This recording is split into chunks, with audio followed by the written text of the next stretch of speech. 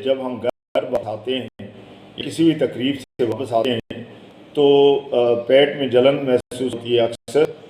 اس کی وجہ یہ ہے کہ یا تو کھانا زیادہ کھا لیا یا کچھ مرچوں والی چیزیں کھا لی، جس سے بھاری پن بھی ہوتا ہے اور پرابلمس ہو جاتا ہے. ہومیوپیتھی اس سلسلے میں بہت رہنمائی کرتی ہے. اگر کھانے کی زیادتی ہو جائے تو نقص مومیکا ایک دوا ہے پٹی میں، یہ لی جائے تو فائدہ ہوتا ہے. اگر سینے میں